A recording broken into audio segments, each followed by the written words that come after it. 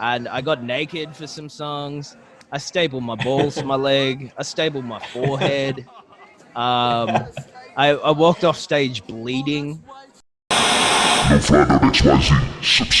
But yeah, I thought I'd give my subscribers a little bit of a treat, and we'll talk about like gig nightmares, like some of the worst gigs that you've ever played and I've ever played. And I feel like we have more than 20 minutes worth of discussion right now, but we'll keep it short. We'll have a part 2, maybe include 316. But what's the just give me one off the top of your head, one of the worst gigs you've ever played. Nightmare. It's funny that I'm the go-to person you run to when you think of shit gigs. Oh yeah. Am I the person that just pops into? Well, we both came up at the same time, and we've both played some pretty shitty gigs. I do remember us reminiscing about some shitty gigs we've played. Oh yeah, I don't even know where to begin with this topic. Actually, we should start with the first gig that you and I actually met at.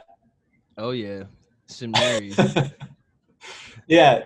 So just to explain, Nani organized this gig out in St. Mary's, and we all lived on the northern beaches. And we didn't when know he each says other. Nani, he means me, bad math. Bad math. Yeah. Sorry, I'm not. Yeah. So anyways, we all traveled like an hour or something to get to this show, and it was I've been doing. I think it was the first show I did with Decipher Us, Sam Hunter and Juju, and I met Nani and a few other rappers out at the show.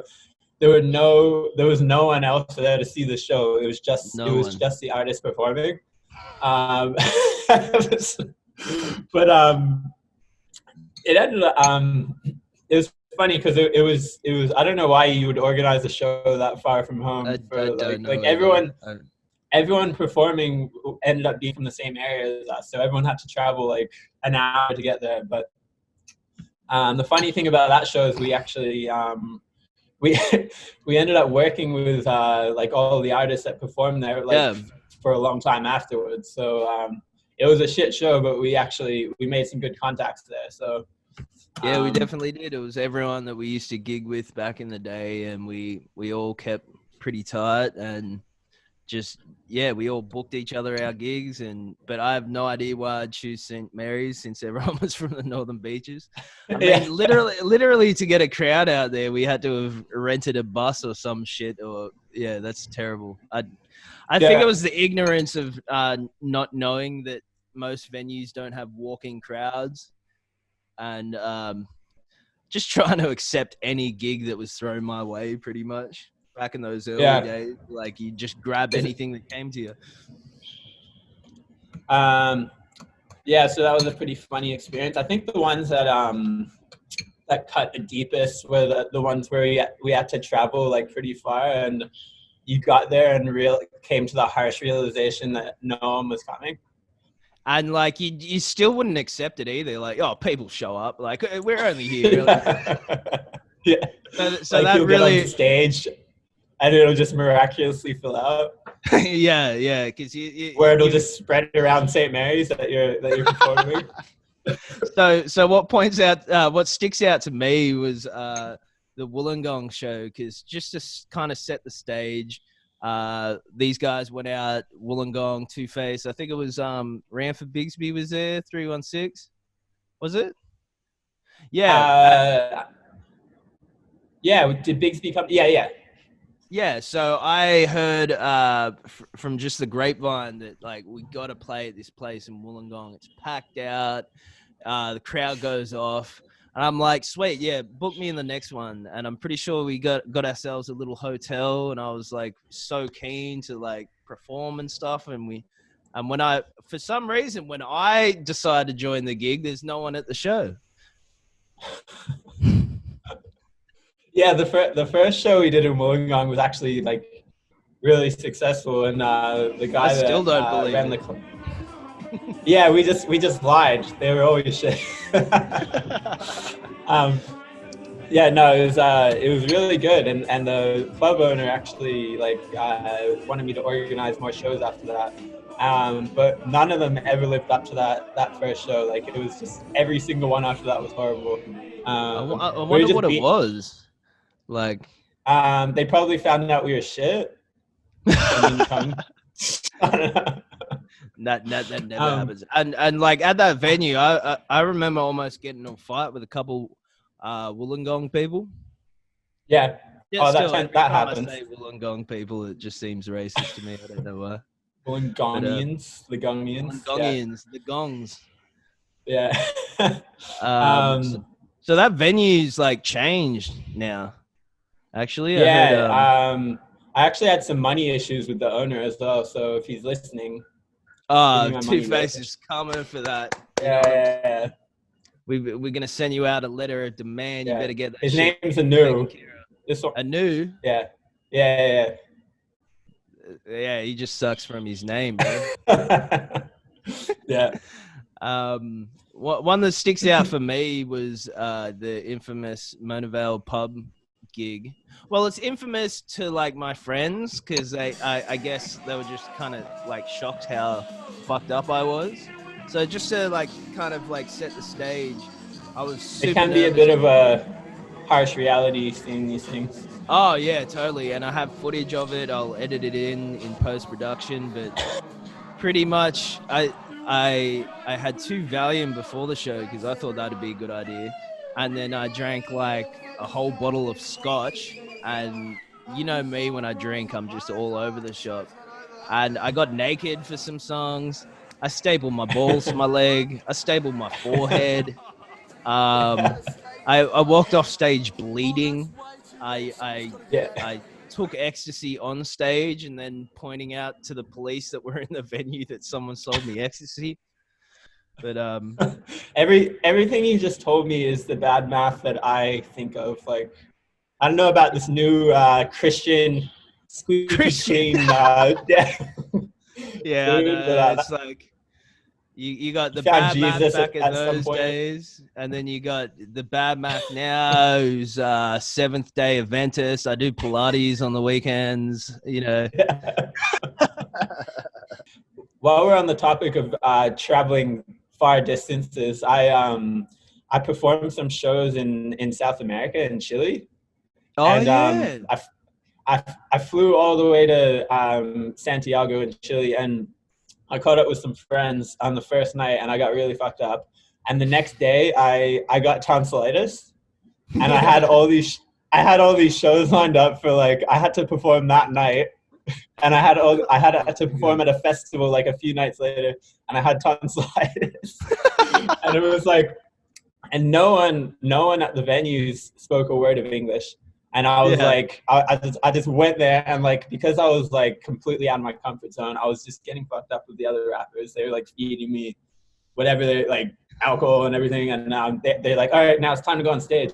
And I just went out there, and I was like, shit, like because I had to perform, but I had to like speak a little bit of Spanish in between to like talk to the crowd.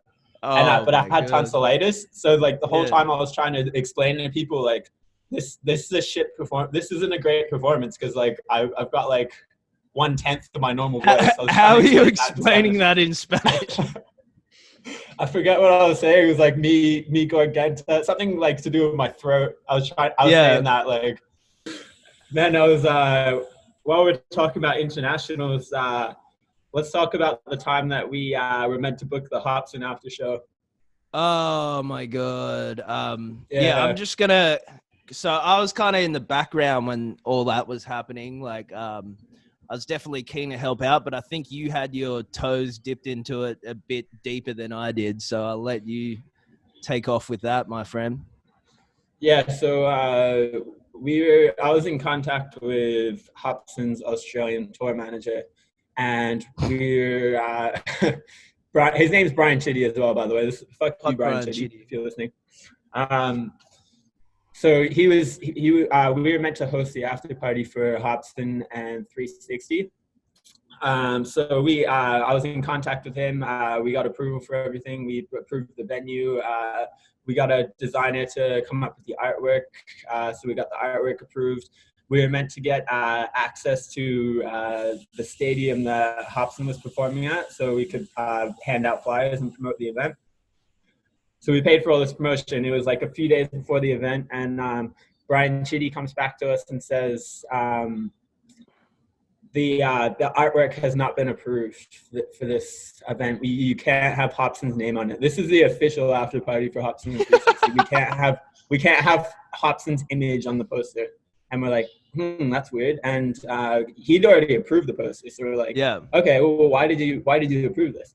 And then he tells us, and you can't have access to the stadium anymore. Like, this is our main point, that we're going to push it by handing out flyers and getting people interested.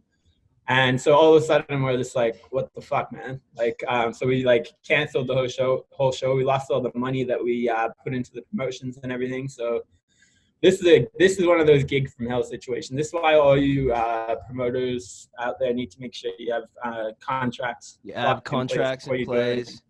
And you guys went into man hours as well, because I remember you guys invited me out to just do poster distribution and shit like that. I wasn't able to make it, thank God, because I didn't work for nothing.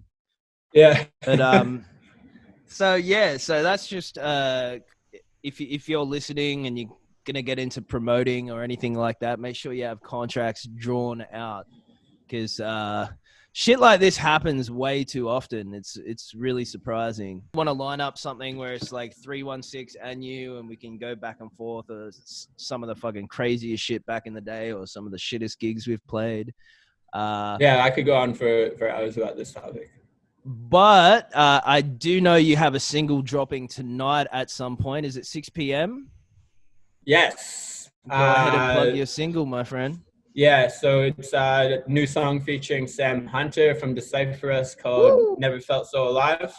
I don't know. I really wanted to put this song out. I think I haven't put a song out for 2.5 years, and I didn't want to just put anything out. So I've sort of been sitting back and waiting for the right moment. And this song, I think, is the right moment. It's really relevant to everything that's going on in my life and people's lives around me. So we've got the new video dropping at 6 p.m. tonight, so make sure to tune in for that. Yeah, and it's a dope song. I've listened to it. It's like golden butter just resonating from your speakers. So make sure to check that out. That was, what do you call it? Cosign from Bad Math that it's a dope track. I paid him to say that. Yeah, I'm making money. I wrote that whole butter thing down and passed it on to him. No contract. But yeah, for everyone listening at home, check out Two Face's new single, 6 p.m. dropping tonight. Check him out on socials, and check out lowfly.xyz, because I've done some huge updates on the websites, lots more designs. And like and subscribe, and thank you so much, Mr. Two Face, for jumping on this channel. Thanks for having me, bro. Good to talk to you, man. Peace. See you, man. I don't know how to stop this. Subscribe.